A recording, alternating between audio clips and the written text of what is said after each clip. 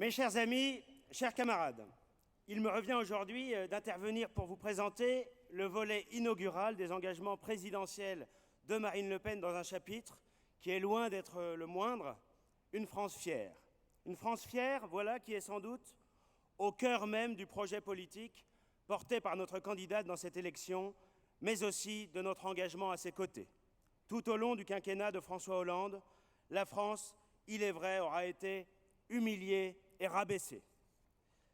Que l'on se souvienne de la scandaleuse mascarade qui a tenu lieu de commémoration du centenaire de la bataille de Verdun, alors même que, par respect pour la mémoire des soldats qui ont sacrifié leur vie pour la patrie, on s'attendait à un recueillement digne et solennel. Le pouvoir socialiste a offert aux Français un spectacle pitoyable où des adolescents couraient sur les tombes des poilus sur fond de tam-tam.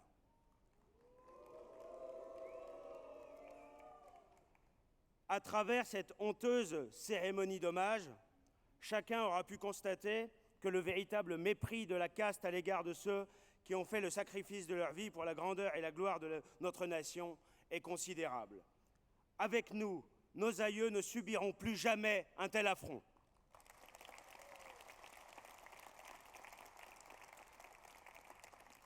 Oui, mes chers amis, nous voulons rendre à la France sa fierté. Oui, nous voulons une France à nouveau fière d'elle-même. Oui, nous voulons des Français fiers de leur nation millénaire, tout autant de ses paysages à nul autre pareil que de son histoire glorieuse, tout autant des rivages de Corse que des falaises de Normandie, tout autant de Voltaire que de Mistral, tout autant de Jeanne d'Arc ou Napoléon que des héros des tranchées de Verdun ou de la cuvette de Dien Bien Phu. Oui, nous voulons des Français fiers de ce qu'ont accompli avant eux des générations qui se sont succédées sur cette terre en l'irriguant de leur sueur et parfois de leur sang. Une France fière, c'est une France qui s'affirme, une France qui ne se répand plus en excuses et en repentance. C'est aussi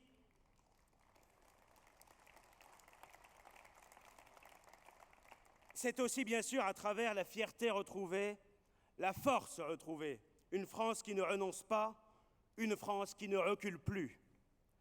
C'est aussi, et ce n'est pas là le moindre de nos défis, dans la fierté nationale que nous retrouverons le chemin de l'unité nationale. Non, il n'y aura pas de France apaisée sans France affirmée.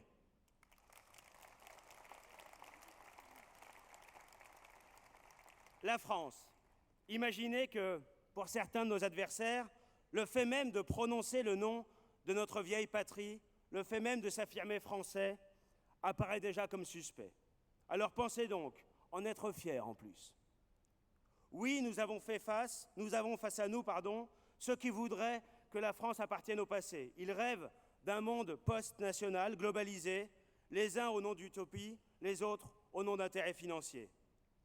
Qu'ils veuillent la libre circulation des personnes, des capitaux ou celle des marchandises, quand ce n'est pas carrément tout ensemble, comme Mr Macron, poulain d'Alain Minc et de Jacques Attali. Ils savent que les nations et les peuples, ces réalités historiques et culturelles profondes, sont un obstacle majeur à leur dessein mortifère. Nous avons face à nous les candidats de la mondialisation sauvage et de la dérégulation. Ils s'appellent Fillon, Macron, Hamon. Ils ne veulent plus de frontières, quand nous voulons tout au contraire plus de frontières.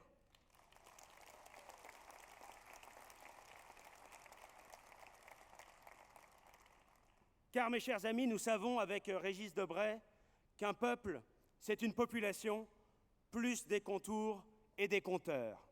Oui, il faut à notre peuple et notre nation des contours, c'est-à-dire des frontières. Pendant des années, des décennies même, on a voulu nous apprendre à détester la France, pire, à l'oublier. On nous l'a expliqué dans des meetings, puis dans de nombreux médias, puis dans les universités, et puis on a même, crime odieux, tenté de l'enseigner aux enfants de France. Devenez citoyens du monde, oubliez tout, libérez-vous, criaient alors en chœur les artistes, professeurs, journalistes et gouvernants. Car pour eux, les racines enferment. Mais c'est oublier trop vite que les racines ne font pas que nous ancrer au sol. Elles nous permettent de grandir et de nous élever.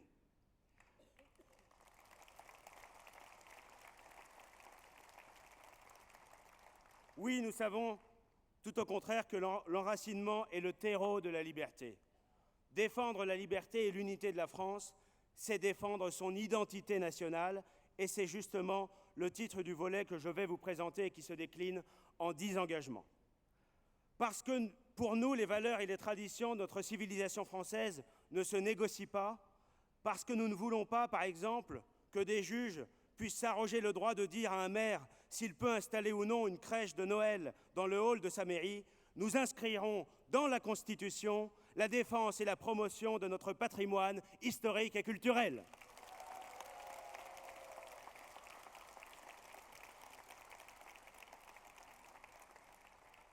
La France a une histoire et une mémoire. La France a un patrimoine matériel et immatériel. Et c'est le devoir de la République, non seulement de préserver cet héritage légué par nos ancêtres, mais de le promouvoir et de le transmettre. Face aux islamistes qui remettent en cause notre mode de vie, nos valeurs et nos lois, cette défense de l'identité française est d'autant plus impérative. Non, monsieur Boubacar, jamais nous n'accepterons, nous, de laisser nos églises se transformer en mosquées.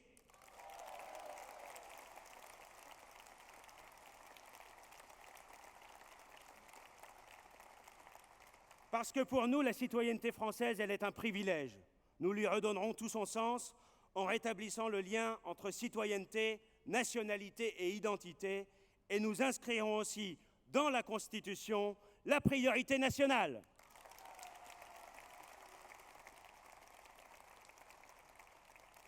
La France de 2017 compte 3 500 000 mal logés, 6 millions de chômeurs réels et 9 millions de pauvres.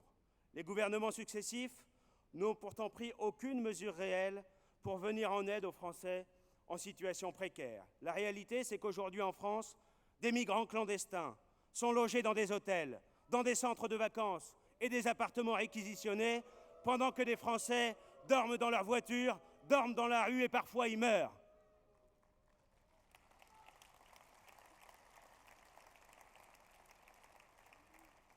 On le sait, il n'y a pas de nation sans priorité nationale.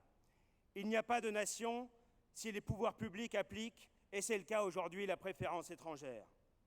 Emploi, logement, aide sociale, avec nous, les Français seront non seulement à nouveau maîtres de leur destin, mais aussi les premiers servis chez eux.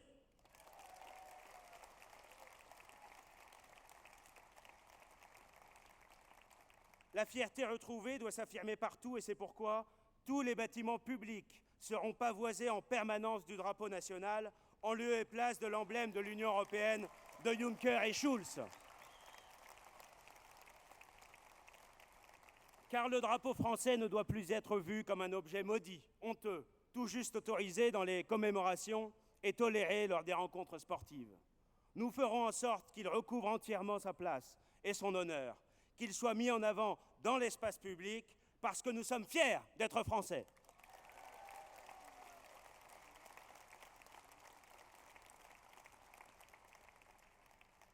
Par notre engagement politique, parfois depuis de très nombreuses années pour certains d'entre vous, nous avons déjà ramassé le drapeau alors que nos adversaires l'avaient laissé tomber dans le caniveau, qu'ils l'avaient laissé piétiner, insulté, brûlé par ceux qui, dans leurs chansons ou leurs discours, ou dans leurs sifflets ou leurs prêches, professent toute leur haine de la France et des Français. Eh bien, mes chers amis, une fois au pouvoir, nous le hisserons à nouveau partout.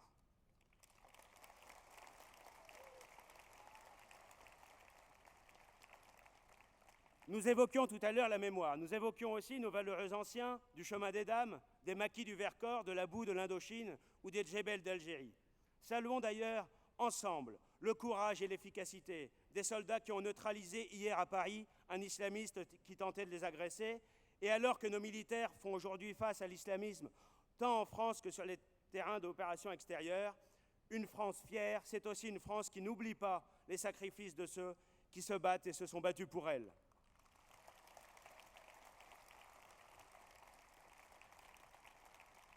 Toute reconnaissance à l'égard de ceux qui ont fait le sacrifice de leur jeunesse et parfois de leur vie serait vaine si elle ne s'exprime pas à nouveau de façon concrète. C'est pourquoi, en réallouant l'ensemble des crédits disponibles, nous revaloriserons les pensions de nos anciens combattants.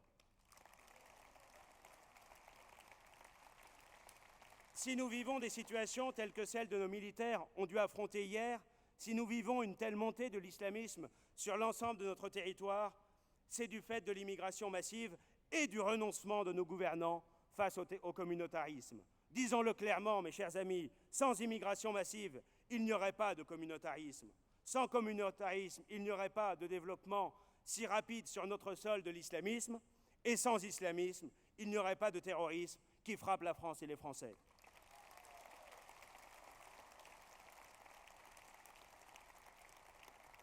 Alors aujourd'hui, face à une situation aussi grave, nous ne devons plus reculer. Nous ne devons plus rien céder à ceux qui revendiquent au nom d'une idéologie politico-religieuse des droits différents. Nous ne devons plus rien céder à ceux qui réclament des horaires séparés dans les piscines, le halal partout, à ceux qui voilent les femmes quand ils ne leur interdisent pas carrément l'accès à des bars, voire à des quartiers entiers tombés entre les mains des caïds ou des barbus, et parfois même des deux ensemble. Parce qu'avec nous, avec Marine Le Pen, il n'y aura jamais de ces prétendus accommodements raisonnables. Nous inscrirons dans la Constitution le principe suivant: la République ne reconnaît aucune communauté.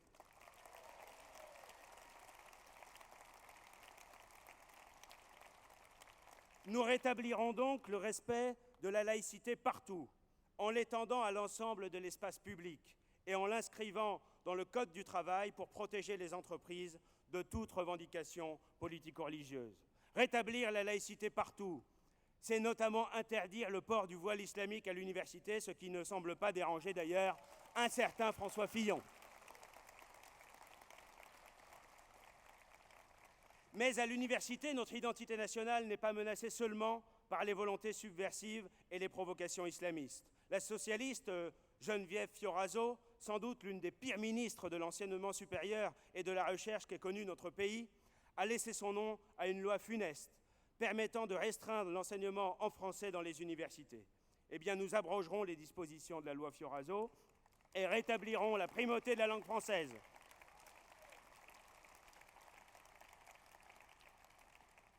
Nous demanderons donc le respect de l'article 2 de notre Constitution. La langue de la République est le français, et ce n'est là que la simple transposition dans le droit actuel du célèbre édit de Villers-Cotterêts.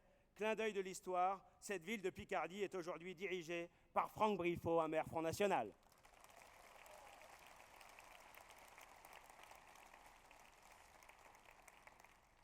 Comme l'avait si bien dit le rugbyman Sébastien Chabal, dans un anglais guère meilleur que le mien, je crois, « We are in France, we speak French, OK ?»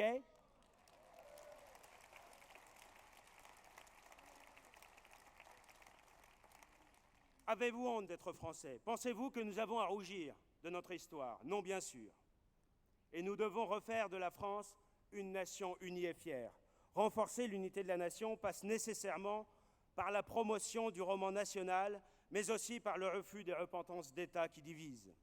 Une France fière, assurant la promotion de son histoire nationale, affirmée dans sa culture et affermie dans ses racines, sera alors à nouveau capable d'assimiler ceux qui le veulent, d'assimiler ceux qui, venus d'ailleurs, font le choix non pas de vivre en France, mais de vivre français. Et si cette perspective leur déplaît, il ne faut surtout pas qu'ils se sentent obligés de rester en France.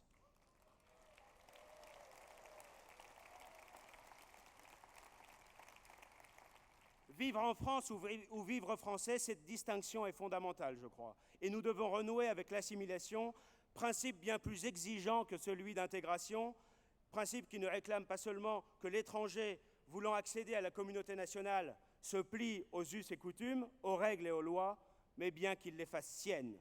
L'illusion des communautaristes est la cohabitation de peuples différents sur un même sol, dans une société multiculturelle. Il s'agit d'une utopie ravageuse à laquelle s'agrippe encore l'UMPS et dont la mise en œuvre à marche forcée est responsable aujourd'hui de tant de troubles, tant de tensions et de violences. Qui dit France multiculturelle, dit France multiconflictuelle, livrée au chaos.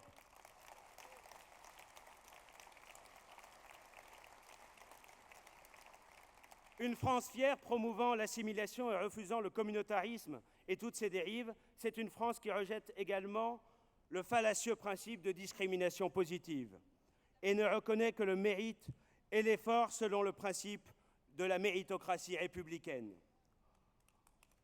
Enfin, et ce sera le dernier engagement que je vous présenterai avant de laisser la parole à Alain Avello et Sébastien Chenu, la France fière et unie sera celle qui défend l'intégrité du territoire français en réaffirmant le lien indissoluble entre la métropole et l'outre-mer.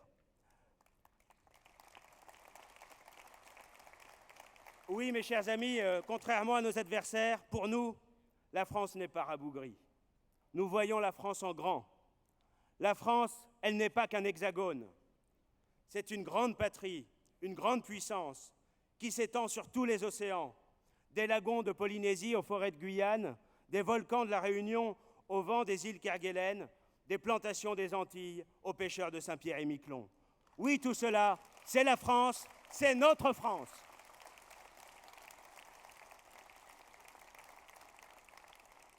Cette France de l'unité retrouvée, cette France de la mémoire respectée, cette France des traditions sacralisées, cette France de l'identité, une seule candidate lui permettra de renouer avec sa fierté, Marine Le Pen.